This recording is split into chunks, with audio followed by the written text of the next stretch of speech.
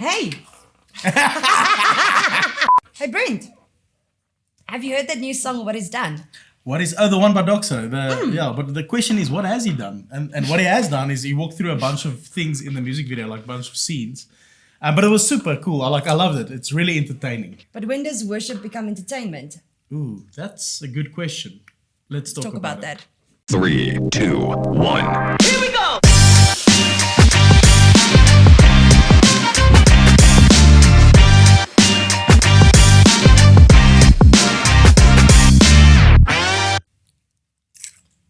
You're not Aiden. If you don't know who this is Nelien. Nelien is one of our worship leaders at our church and at one of the coolest campuses. But we'll decide that you know which one that is. But welcome, Nelien. It's like to have you. Thanks, Brent. Yeah, you like worshiping. I do. You do so much so that you made it a profession. That I get paid for it. Yeah, that's the life. Right? What do you do? I sing for a living. That's the dream. Basically, admin. Admin and singing. That's being a worship leader, apparently. I don't sing. I sing in the shower. He does actually sing. Pretty good, actually. So thanks so much for being in, Nelien. So we got a worship leader in because here's the thing. You can actually help us a little bit when you think about worship. So, a lot of people do engage in worship in different ways, obviously at home, maybe on a video or in church. But sometimes it might feel that worship becomes entertainment. That, it's about the light, the flashy, what the guy wears and all the, the electric solos or whatever it may be. When does worship become entertainment? When do we think that starts happening? Why does it feel like that? Let me rather ask it. I think there are basically three things that we can look at, and we'll get to those in a minute. But when it starts to become entertainment, it boils down to who are you worshiping? Are you worshiping the band or the worship leader or yourself, or are you actually there to worship God? So it's a fine line between like the gift and the giver. God-focused, people-focused. So it's, let's talk about it, Brent. Yeah. So just to put it out there, we did have a funny segment a while back. Do definitely go check it out. But it was like the ultimate worship leader package. Like what would it look like? Skinny jeans. The boots. Michael, what's that lady that lost? King Walker Smith. King Walker Smith, I laugh. That's all I want. That's all I want on a Sunday. I'll do it this Sunday for you, Brent. Please, thank you. So, and then I'll look at you while I'm doing it. I'll give you like $50 if you do that. So I will. $50 can take you far. Yeah, bucks like so. Springbucks, yeah. No, that's even more expensive. But so I think that's a really good conversation to have because if we can start tackling the space around what does it look like when worship is actually entertainment, that's going to help us to actually see what the difference. So first thing is this. When does worship become entertainment? Well, very practically put, when it becomes more people-focused than Jesus-focused. I had a friend, actually. I invited her to church, and her boyfriend was there for the first time. They weren't dating yet. And she actually, afterwards, she said she struggled to worship and to engage in the worship because she was so concerned with what this possible new boyfriend or whatever, what he would think of her if she, for example, lifted her hands or sung out loud or whatever. And in that moment, it just struck me how many people actually are so concerned with the people next to them and they don't want to show their true worship colors. And I see your true colors. True worship colors. True worship colors shining through. But I see your true colors shining through. That they don't want to show it to the people around them. And it really saddens me because that shows that you're not comfortable in that worship posture and that you aren't worshiping in your own private room when it's just you and God. You're actually only keeping that for a Sunday. That's bad. And the thing is that when we think about worship, Galatians 1 verse 10 actually says is that I'm not trying to find the approval of human beings or of men, or am I trying to find the approval of God? I'm not trying to please people, because if I was still trying to please people, I would not be a servant of Christ. And I think to kind of just look at this picture, is that when worship becomes a place where you try to please people, where it's all about trying to please people and not actually trying to worship God.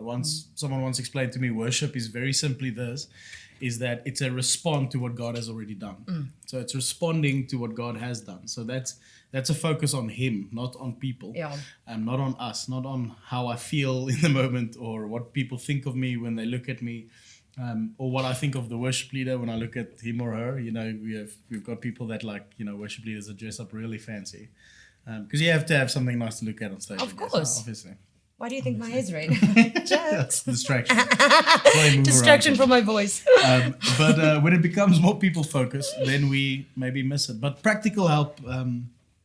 How do we think we start stepping into a place where we can practically move to a place where we don't focus on people, but we focus on God? It's obviously not a thing that can just happen like this. It's going to take a while for you to get into that posture. But something that can really practically help you is just to move away and to go stand in a space where nobody's around you or where your friends aren't around you, so that you can really just engage and either sit down or just close your eyes and just be present, actually. But I mean, it's easy to say all of these things, but to actually practically do it, it's going to take a while. It's going to take a while, but it's going to take intentionality, right? Yes. So you would want to have to do it. So maybe you're standing in worship one Sunday and you start feeling this is more entertainment. Maybe you remove yourself a bit from the usual crowd. Go sit in the corner, stand in a corner. I don't know. Sit in the corner. One of the most awkward things I've ever seen. I worship with a group of people. That was distracting for me. So I don't know. It was probably good for the person, but the guy was distracted by people worshiping around him. So he literally turned around and he stood against the wall and worshiped. And I was like, this is weird, man. I don't know. This is that's taking it to the next level. That's next level. But it's a good thing to create that space, create a space for you to actually connect with God and not focus on people. Yeah, that's the thing that we want to get to. That's awesome. So second thing that we want to say when worship becomes entertainment is when it's more production focused than actually connection focused. Love a light. A good light. Yes, see, when the stage is, when it's all about the flashy lights on stage and not actually focusing just on connection with God. It's like visual manipulation. To like pull out emotion. And I think that's a thing that our culture, and obviously being on all the social media platforms and everything, worship has kind of had to go to a place of being like a business in terms of you have to promote, it's a new single, it's a new album cover, wada.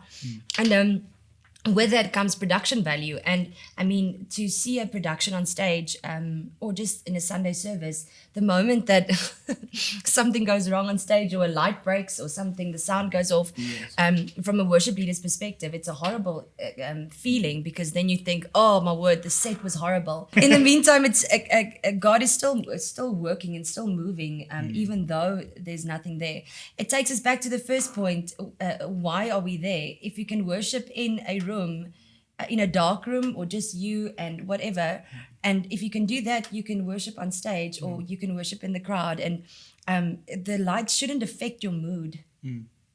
No, I agree with you, and I think here's a really cool practical thing. When I see it in that light, there is something. It's not talking about just being relevant. Being relevant is not helpful, but packaging or putting something together that actually as people can associate with and actually see, then they can be like, yo, you know what, this type of look, this type of feel is something that I associate with. That is a drawing card. And I mean, Paul literally writes it. He says he'll become anything for any person so that he can bring them the gospel closer to them. And he doesn't say I take on their way of life. I don't do what they do. I mean, we're not going to have rappers, you know, spitting about like swear words and all that so that we can be more like the world, but we're going to be in the world. We're going to have rappers, you know, let me tell you about him vibes, that is going to be speaking about Jesus. So it's not becoming like the world, but still being within the world and bringing God into that space. And I think when we think of production value, that actually creates a space for us to start doing that. So it's not just about the flashy lights. It's about stepping into that world. Because, I mean, if you think about it, lots of years ago, I don't know how many, I'm going to lie if I say a number, but when the organ was introduced into the church, that was like crazy. Like, how can you have an organ in the church? It's from the devil. And now today, if you have an organ in your church, it's a good chance that it's, not playing a massive role anymore. It's maybe more just a mantelpiece, because we've got electric guitars now and something else. In a few years, hopefully, we'll have a keytar, those guitars with a piano. Very expensive. I would want to see someone jam on that. Maybe I should learn that. Yeah, keytar. A keytar. A keytar. So we don't know what the future of worship looks like, but the beautiful thing is let us progress with the sounds, but still bring the picture of God in that. And I think that's when we don't move to, when the heart of it, the driving heart, because like you said earlier, the promoting like a single or something, are we promoting a single for the likes? Or are we promoting the single for people's lives? Yeah, to get God's transform? word out there. Yeah, it's a thin line. It's a thin line, but Very thin line. It's all in the heart, what the heart actually says about it. So last thing, but surely not the least thing. Just practical help for practical help, yes. that. Close your eyes. Close your eyes. So if you are in a place where you feel the production is too much and the lights are too much, just God gave you this thing. It's called the eyelid. No, just joking, but not joking. No, not joking. Just don't focus on the production part. Focus on what God is saying through that, because God can speak through anything. God has spoken to me through a Disney movie. So, He can do anything in your life as well, believe it or not. Look at that stuff. Isn't it neat? Isn't it neat? You see, I'm neat. That's How many? Wouldn't you think my collection's complete? I don't know what you're singing, but It's Little Mermaid. there we go. Look it up. The third thing is this, our third topic or third helpful point to see whether it's worship or entertainment, is that when the gift becomes more important than the giver. The gift of singing, the gift of interacting in worship, of worship, of skill, when that becomes more important than the giver. But it actually starts at the person performing already. Yes. And for example, for a worship leader, when I lead on a Sunday morning or evening, and I can see, or my heart isn't in the correct space, or I don't have the proper worship posture, I can see, or the crowd or the congregation can immediately feel that different kind of spirit, if I can say it in inverted commas. They can feel the fakeness about it. So it actually starts with the performance, but the performers, but the person can, standing in the crowd, looking up at us, it can really be a thing of, wow, he's got an amazing gift, or she's got an amazing gift. And it's fine. I mean, it's we're supposed to have gifts, because imagine you didn't have the gift of singing. How bad that worship set would have been, right? I would have probably been a pastor. Yeah, you would have been like me. You would have been preaching. The gift is a good thing, but remember one thing about the gift. The gift never points towards the gifted. It always points towards the giver. So when my dad buys me a brand new car, and just please, Dad, do it. I really need a new car. Come on, Sydney. Come on, Sid. But if my dad buys me a brand new car, when I show it to my friends, I don't go, here's my brand new car. I'm going to be like, oh my word, did you guys see what my dad bought for me? And that's the same thing, is that when you're living in that gifting, are you actually living it out and showing it to the world, and actually showing God through that? There's a beautiful song by Brooke Largetwood, 1,000 Hallelujahs. I always knew you were going to have a song. Beforehand, I didn't plan, but I knew you were going to say, there's a song that reminds me. Because that's how the worship leader does. There's a song. And then we have Albert here. He'll be able to tell us in what key it is. Yes. Or tone or note. I don't know what Key. it's. Key. There we go. Yeah, I got it. And the BPM. And the BPM. I don't know what that is. Is that like the... Tempo. Oh, the BPM. I thought it's Beats like per some minute. other chocolate that came out. The BPM bar. Sounds horrible. Anyway, so the song, it says 1,000 hallelujahs and 1,000 more. And every time I sing that, it just reminds me of all the hallelujahs are his, all the thanks and all the everything is his. So why do we try to keep those hallelujahs for ourselves? So I've heard it, some people would say, oh, Nelien, you did an amazing job. And the easy thing is like to say, oh, it's not me, it's Jesus. No, it is you. He gave you those gifts, but to say, thank you very much, and to immediately give it to the Lord. So it's that thing of immediately showing it to him, but also standing and saying, oh, it's Jesus, it kind of is a fake approach to everything. But if we're thinking about the person standing in the crowd, it makes it difficult, because I mean, we are in a space where we can live out those talents, but that person is seeing this talent, but then they have to get into the mindset of, It's not about how she's singing. It's about what she's singing and to whom she's singing and to whom we as a crowd are singing. Because ultimately, worship is a facilitation. The worship leader facilitates a conversation between you and God. Yes. That's the only reason why we're there. That's good. So let's maybe wrap this bad boy up and wrap it up for to-go order. But let's start landing the worship. Let's put it this way. Can we have the warm pads, Albert, please? Right, I put can out some actually warm have pads. warm pads here. Warm pads. Okay. So we're going to land our time together. And this is ridiculous. But this is a time of worship. So, I don't know, Jack's not a time of worship. But just some practical help. Say it in the past away. No, we're going to do that later as our fun moment. Oh, Remember, that's boring. It's still going. Oh, it's faded It out. fades out. Oh, that thing's cool. I want it. I want to do that when I walk up to my wife in the evening. Like, Okay. Lovey, I No. want to tell you. No. Will Stop you please right go there. feed the dogs? Stop right there. But very practical stepping out of this, asking yourself the question, and this very simple thing is that if worship became an entertainment thing to you, ask yourself this question again: why do I worship? Why do I worship?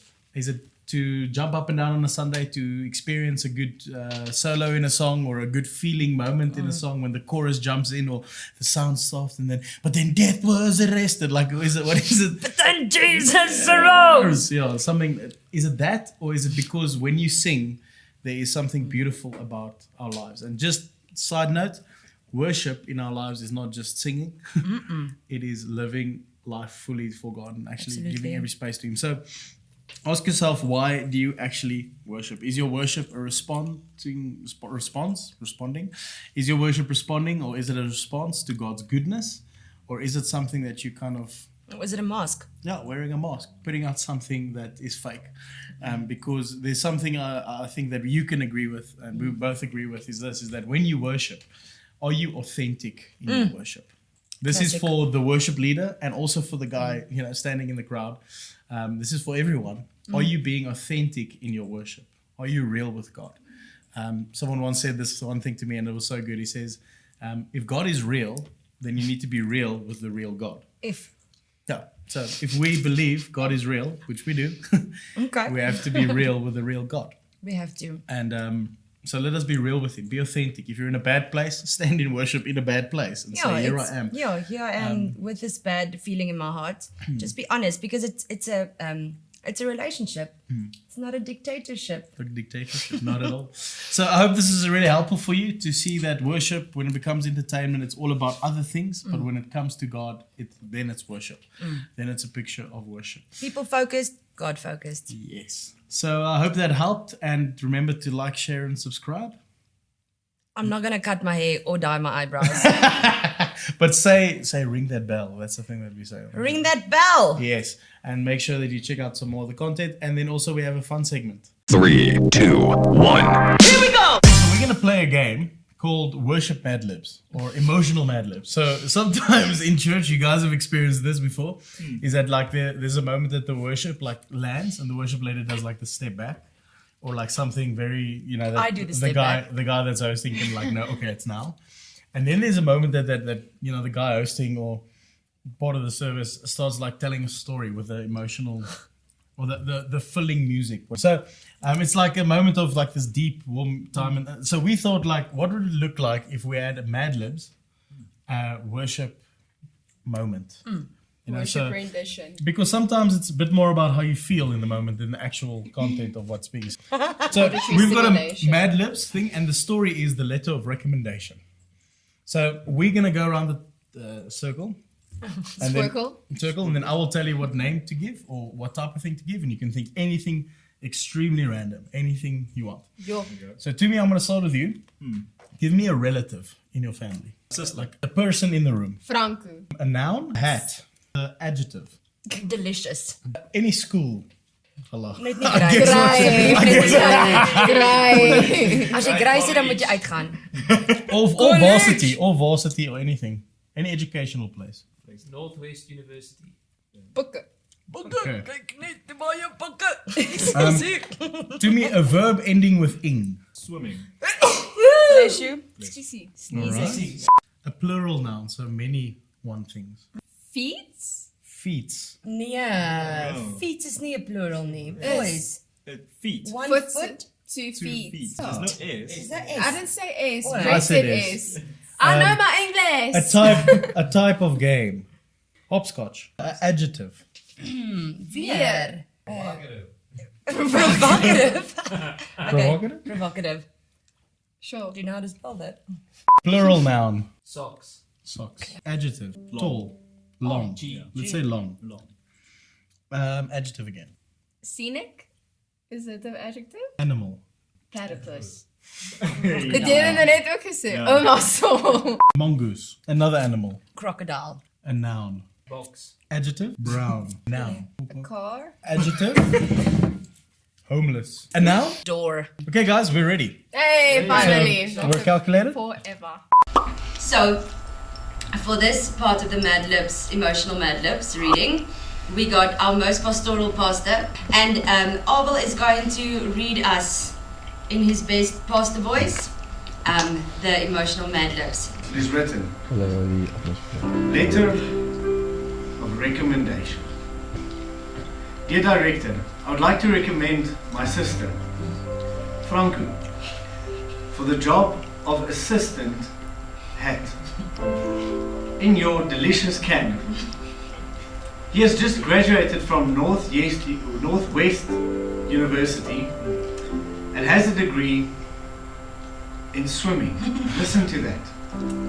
In swimming. He has had experience teaching feet how to play hopscotch.